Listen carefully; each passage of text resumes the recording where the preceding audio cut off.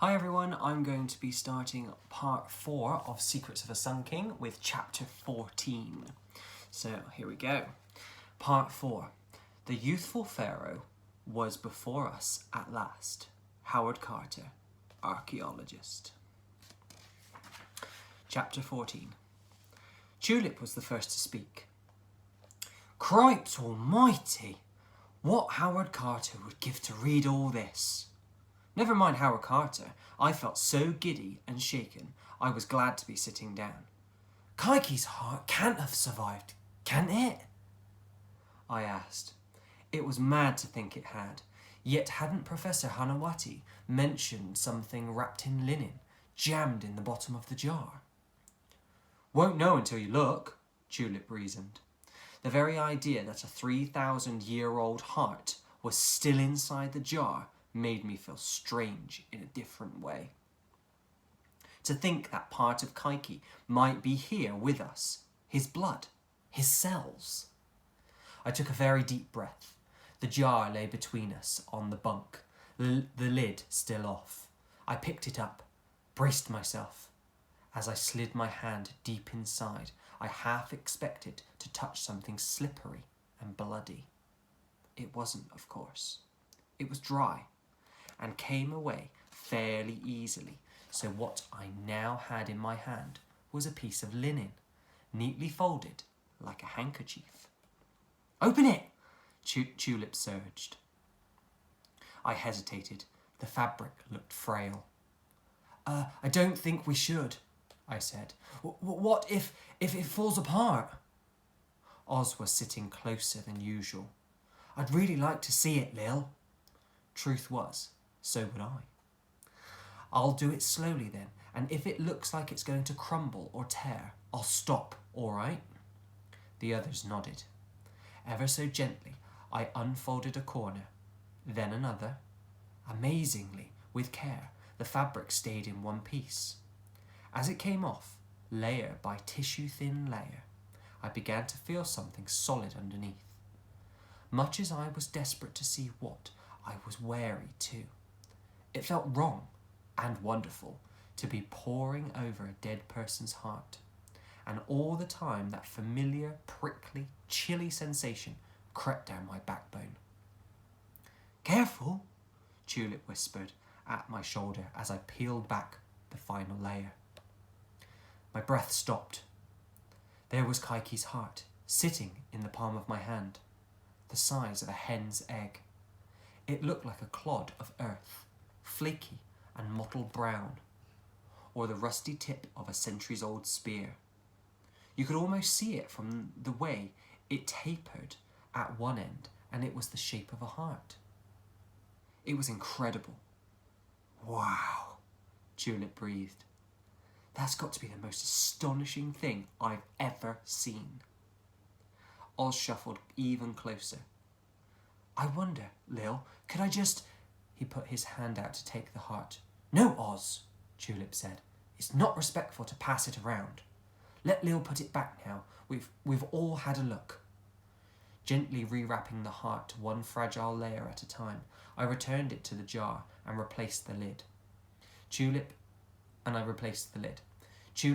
I realised, had just called the package him. This was what it had become. Kike was someone we felt we almost knew. Which brought me back to Grandad. Lysandra's descriptions of fevers and lungs and hacked-off feet were all reminders of the strange ways the curse was working. As soon as we got to Luxor, we had to find Kike's burial spot, and be quick about it too. With the sense of foreboding still hanging over us, who knew when and where the curse would strike again. One treasured day each year, I murmured, going over Lysandra's words. If we knew what date, then we might be able to work it out from where the sun shines. Tulip shook her head. Too complicated. Anyway, calendars were different back then. You're missing the point entirely, Oz groaned, rolling his eyes. We're looking for a spot directly above where Mr. Carter is digging, east-facing, high up in the rock face. He made it sound simple, and maybe it would be. We certainly had more details now than we had a few days ago. You're right, Oz, I said. That's where we'll start. Though the thought of searching in sight of Mr. Carter made me more nervous than ever. I remembered the young man on the train who told me to keep an eye on him. Nobody, it seemed, quite trusted Mr. Carter. The last thing we wanted was him getting his hands on the jar. He might not have thought much of it 20-odd years ago, but if he knew what we knew now, well, he'd insisted on examining it, putting it in the museum, or worse, taking it for himself. We could forget it going back to Maya's little tomb, where it belonged. Tulip tugged her bottom lip, staring thoughtfully at the jar. It's some story, isn't it? I nodded. It really was. Such a different story to the one the papers were telling, which was mostly all about Mr. Carter. And that, I realised grimly, was another problem. For here we were, on our way to Egypt, with Mrs. Mendoza, a newspaper writer in search of an exclusive. Tulip! Oz! I looked them both in the eye. You're not to tell your mum about this, got it? Tulip nodded so fast I thought her head might bounce off. Oz, though, sat back frowning. It's a decent bit of news, he said. It was, and I felt bad about it because I liked Mrs. Mendoza very much, and it'd be a brilliant way to prove her priggish editor wrong. But we were here to return Kaiki to a private, secret place, not blazon it all over the newspapers. In order to break the curse, we have to return the jar, I reminded Oz. Don't think of it as Tutankhamun's heart. It's Kaiki's, who never wanted to be famous in the first place. But it's the sort of scoop that could make Mama's career, you know, Oz pointed out. That's enough, Oz, Tulip warned. She needs to find a big story, he argued. I took a long, slow breath. How could I explain I was doing this for my granddad when all Oz wanted to do was help his mum? It was Tulip who settled in. If you mention this to anyone, I swear I'll tell Mama, she hesitated. Tell her what? Oz challenged. Tell her who you thought you saw at Athens Station, Tulip blurted out.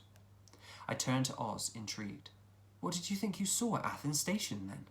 Because this was the first I'd heard of it. He looked teary and angry. I'm not saying. You wouldn't believe me if I told you. An hour and a half later, we docked at Alexandria. It was quite something to be standing on Egyptian soil at last.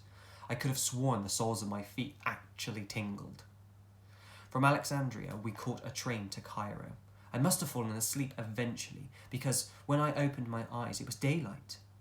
Oz and Tulip were still asleep.